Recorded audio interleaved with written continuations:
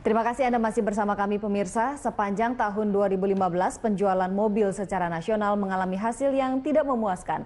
Hal ini akibat kondisi ekonomi yang kurang baik sehingga daya beli masyarakat turun drastis.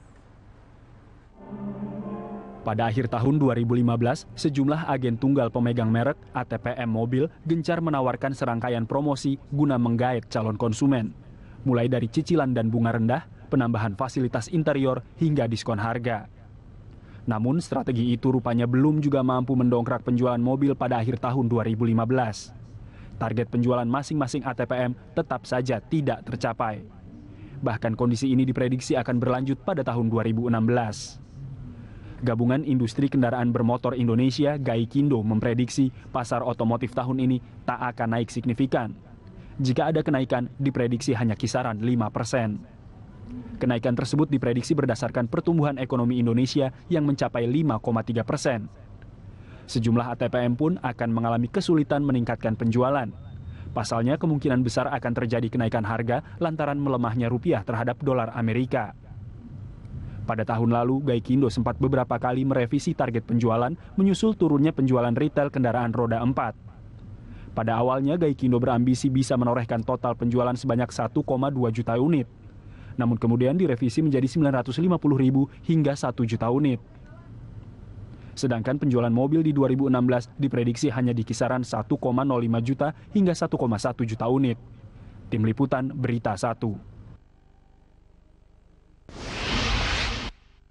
Apa saja tantangan dan hambatan industri otomotif nasional di tahun ini? Langsung saja kita membahasnya bersama Ketua 1 Gabungan Industri Kendaraan Bermotor Indonesia Gaikindo, Yongki Sugiarto. Pak Yongki, terima kasih sudah hadir di Berita 1 TV. Jadi gambaran umum kondisi industri otomotif di tahun 2015 lalu seperti apa sih Pak Yongki?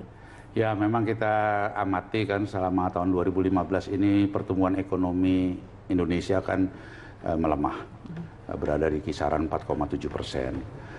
Dengan sendirinya maka penjualan kendaraan bermotor juga turun. Kita melakukan revisi 2 kali. Ya, pada awal tahun 2015 kita katakan mungkin masih bisa 1,2 juta kendaraan yang terjual. Ternyata 3 bulan pertama kita lihat kurang baik. Sehingga kita merevisi menjadi 1 juta. 1,1 bahkan. Masih di 1,1. Lalu tambah lagi 3 bulan lagi di pertengahan tahun kami lihat pasar tidak membaik gitu. Akhirnya kita harus merevisi lagi menjadi 950 sampai dengan 1 juta. Dan memang sampai dengan hari ini kita sudah mencatat penjualan kurang lebih di angka 1.020.000. 1.020.000 di tahun 2015 ini secara total? Secara total. Berarti Januari sampai Desember. Tercapai dong targetnya Pak ya? Iya, revisi yang kedua. Revisi yang kedua tercapai jadinya gitu. Memang itu yang terjadi. Tetapi itu masih tentunya turun sekitar 16-17% dibanding tahun 2014.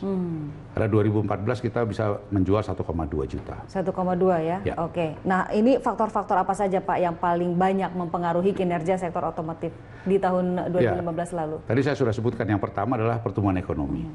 Yang kedua tentunya fluktuasi dari nilai tukar mata uang rupiah terhadap yen maupun dolar dan seterusnya. Ya kan, yang sangat besar fluktuasinya sehingga tentunya harus dilakukan penyesuaian harga. Ya kan. Nah, memang banyak perusahaan-perusahaan atau merek-merek yang tidak atau belum menaikkan harganya sesuai dengan kurs mata uang yang terjadi.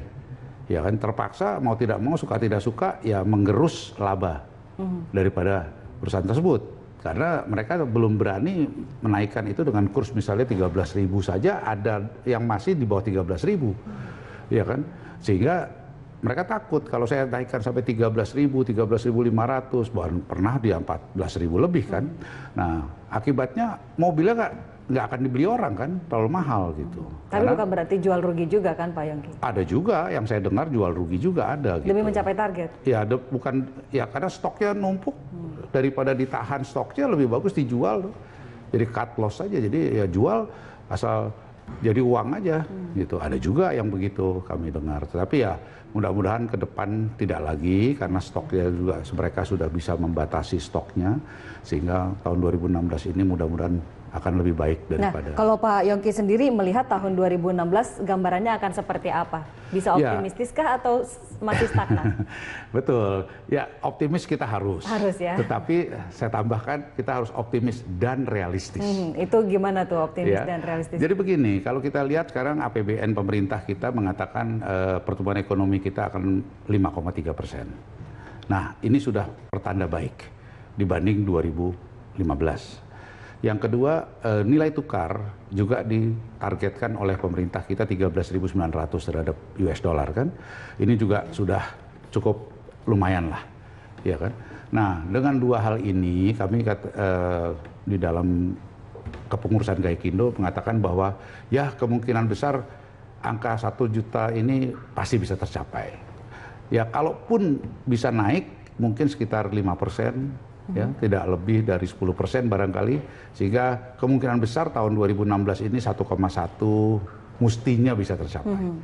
Kalau bisa lebih, ya lebih bagus lagi tentunya kan. Ya, jadi itu harapan kita. 1,1 juta unit ini berarti target moderatnya ya Pak Yongki. Ya. Kalau target yang sedikit pesimistis itu ada di level berapa? Ya ada di 1 juta tentunya 1 juta. Ya kan, 1 juta mestinya harus bisa tercapai dong. Ya kan, nanti di atas itu istilahnya krimnya lah, itu istilahnya 1,1. Kalau bisa lebih lagi lebih bagus lagi. Tapi sebetulnya kalau dibandingkan dengan tahun 2014 justru masih di bawah. Ya? Iya, masih di bawah. 2014 1,2 kan. Jadi kita kalau bisa di 1,2 lebih bagus lagi tentunya ya kan? Oke. Di tahun 2016 ini menurut Pak Yongki kondisi apa saja yang akan banyak mempengaruhi sektor otomotif? Ya, yang tadi saya katakan pertumbuhan ekonomi, nilai tukar. Nah, yang kita masih sama di tahun 2015 atau ada kondisi lain? Ya, ditambah lagi yang kita harapkan tentunya government spending. Jadi ya pemerintah juga harus segera katakanlah pembangunan bisa langsung dijalankan, ya kan, dan seterusnya. Karena begitu roda pembangunan ini bergulir, maka kendaraan bermotor itu yang istilah saya adalah alat angkut darat pasti dibutuhkan, ya kan. Pembangunan infrastruktur pasti membutuhkan truk. Iya kan, pembangunan apapun, jembatan, pelabuhan, dan seterusnya, pasti membutuhkan alat angkut darat. Iya kan? Nah, investasi harus masuk ke Indonesia. Begitu investasi masuk ke Indonesia, pasti ada pembangunan, bangunan, pabrik, dan lain-lain yang memerlukan tentunya alat angkut darat tadi. Gitu kan, baik itu sepeda motor, roda 2 atau roda 4, tapi pasti dibutuhkan alat angkut darat tadi. Nah, ini yang harus segera dijalankan. Ya kan, itu harapan kami. Kalau bisa itu berjalan lancar, mudah-mudahan semuanya bisa tercapai. Oke, imbasnya juga ke sektor otomotif juga ya Pak Yongki ya. Pasti. Baik, kita harus jeda dulu sejenak Pak Yongki. Pemirsa jangan kemana-mana, kami akan kembali setelah jeda berikut. Terima kasih Anda masih bersama kami pemirsa. Kami masih berbincang dengan Bapak Yongki Sugiarto, Ketua 1 dari Gaikindo. Pak Yongki, ini kondisi 2015 sudah digambarkan cukup berat, lalu 2016 juga masih penuh tantangan. Kira-kira berapa lama Pak kondisi penuh tantangan ini akan menggayuti sektor otomotif? Ya, kalau kami inginnya sih sebetulnya tidak lama lagi kan, begitu kan harapan kita. Maka dari itu kita perlu melaporkan kepada pemerintah tentunya kira-kira apa saja yang harus barangkali diperhatikan dan harus dilakukan penyesuaian-penyesuaian. Apa saja yang bisa dilakukan pemerintah? Ya, contohnya waktu bulan Oktober kami juga sempat bertemu dengan Bapak Presiden. Kami mengatakan bahwa ini Indonesia ini harus juga, kan mengingat daya beli masyarakat kita yang lemah tadi, kita harus barangkali berani juga menyesuaikan pajak-pajak. Khususnya misalnya untuk sedan kecil, SUV kecil, dan lain-lain. Itu kalau bisa, kenapa sih kita pasang oleh pemerintah 30% PPNBM-nya, ya kan? Sedangkan MPV hanya 10%. Dan MPV sudah terbukti laku keras, ya kan, laris dan lain-lain. Akibatnya investasi masuk, orang merakit di Indonesia, manufaktur di Indonesia dan seterusnya. Sedangkan sedan kecil dipasang 30%. Akibatnya harganya tinggi, tidak ada yang beli. Jadi pemerintah pun tidak dapat pemasukan yang besar kan. Tapi kalau diturunkan 10%, banyak yang sanggup membeli, akibatnya apa? Penerimaan pemerintah juga lebih besar. Satu. Kedua, kita akan melihat merek-merek ini akan melakukan industrinya nanti di dalam negeri, di Indonesia, yaitu merakit, manufaktur, dan seterusnya. Dari dampaknya apa? Investasi masuk, lapangan kerja terbuka. Dan yang paling penting adalah ekspor. Kita ini sekarang jago kandang. Maksudnya apa tuh Pak Yongki? Kita ini Indonesia basis produksi MPV. Ya kan, semua merek terjun di Indonesia MPV. Memang masyarakat kita membutuhkan kendaraan yang bisa muat banyak, itu betul. Tetapi harganya juga murah karena PPNBM-nya hanya 10%. Ya kan? Nah, itu yang saya sebutkan jago kandang. Kenapa? Karena untuk ekspor di luar negeri itu orang masih kurang suka terhadap MPV. Orang masih tetap memilih sedan maupun SUV. Itulah harus kita jadikan Indonesia ini basis produksi MPV plus sedan kecil plus SUV. Okay. Nah itu maksud saya supaya juga nanti ekspor kita juga bisa meningkat, ya kan? Kita punya kapasitas terpasang hari ini 1,9 juta, semua merek. Kita memproduksi kira-kira 1 juta untuk dalam negeri, 200.000 untuk ekspor. Ya. Berarti masih ada kelebihan kapasitas 700.000. Ya. Nah ini mau diapakan? Kan gitu. Ini investasinya jangan sampai mubazir. Ya kan? Nah, kalau kita bisa nanti menggenjot ekspor, ya kan? Dengan tadi jenis kendaraan yang tidak hanya MPV, ini kan bagus sekali buat pemerintah.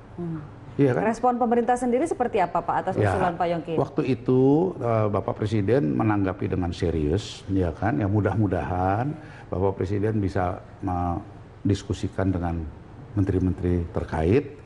Dan kami tentunya siap memberikan masukan-masukan terus supaya industri otomotif nasional kita lebih baik lagi dari tahun ke tahun. Karena saya katakan kepada Bapak Presiden bahwa Indonesia ini harus dan akan menjadi leader di ASEAN. Mengapa? Karena kita punya penduduk 240 juta. Malaysia hanya penduduknya 28 juta. Thailand hanya 65 juta. Dia tidak mungkin akan angka penjualan kendaraan bermotor domestiknya bisa melebihi Indonesia. Indonesia tetap akan menjadi leader di kawasan ASEAN. Okay. Nah, justru itu kita harus merencanakannya dari sekarang. Apa yang harus kita lakukan supaya benar-benar kita ini kuat di sektor industri otomotif. Kami juga usulkan misalnya, kenapa tidak diberikan tax holiday untuk industri komponen yang mau masuk ke Indonesia. Karena kita penting dan perlu mendatangkan industri komponen makin hari makin banyak ke Indonesia. Indonesia hanya memiliki 600 perusahaan industri komponen. Oke, seharusnya berapa tuh Pak? Kurang? Thailand 2.500. 2.500. Ya, jadi kita hanya 1/4 dari Thailand industri komponennya. Nah, bagaimana kita mau jadikan Indonesia ini basis produksi? Kalau industri komponennya hanya 600, masa komponennya kita mesti import dari negara-negara lain? Harusnya kan di Indonesia juga ada industri komponen tadi. Supaya untuk menunjang industri otomotif nasional kita. Itu yang kita harapkan supaya ini dapat juga dipertimbangkan.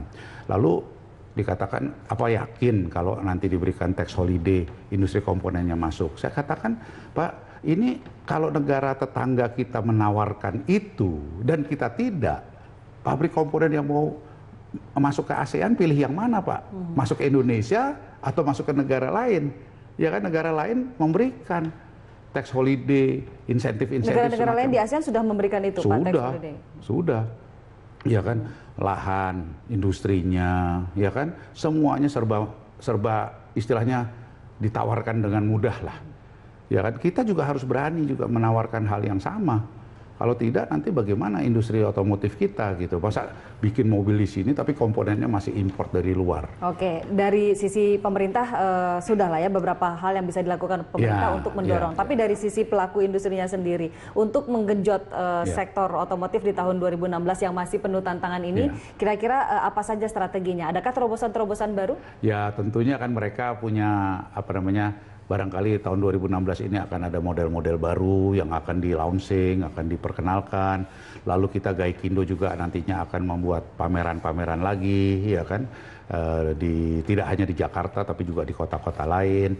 Nah, hal-hal inilah yang akan barangkali menjadi stimulus untuk katakanlah bisa menggairahkan minat orang membeli. Tetapi yang paling penting adalah tadi daya beli masyarakat kita harus bisa ditingkatkan. Tetapi di lain sisi kalau tidak pun harus kita berani menurunkan harga jual. Bagaimana caranya? Ya tadi itu dengan mengurangi PPNBM. Lebih bagus dikurangi. Jadi karena begini, penurunan tarif bukan artinya menurunkan pendapatan. bisa menaikkan pendapatan karena asal volume pajaknya kan. kecil. Iya Kak, jadi misalnya dari 30% diturunkan 10%, daripada 30% nggak ada yang beli, nggak ada yang bayar, lebih bagus turun 10%, banyak yang beli, banyak yang bayar. Sebagai contoh, LCGC kita, ini sudah jadi primadona sekarang, iya kan? Kenapa? Karena harganya. Jadi di Indonesia ini orang membeli mobil nomor satu yang dilihat apa? Harganya. Bukan mereknya, bukan desainnya, bukan apa, tapi harga dulu. LCGC kita sudah bisa meraih pangsa pasar 15%. Jadi kurang lebih 1 tahun sudah 150-160 ribu penjualan LCGC. Karena apa? Karena harganya. Harganya terjangkau, kan begitu. Nah, kita bisa lihat juga LCGC di kota Jakarta, di tengah-tengah Jakarta, jarang kita lihat LCGC. Adanya di luar, di pinggir-pinggir Jakarta maupun di daerah. Kenapa? Daya beli masyarakat di daerah masih lebih rendah daripada Jakarta. Maka dari itu lakunya di daerah atau di pinggiran kota Jakarta. Oke, baik. Catatan yang bagus sekali Pak Yongki. Terima kasih banyak. Semoga sektor otomotif bisa lebih bersinar di tahun 2016 ini. Ya, terima kasih banyak. Terima kasih, Hani.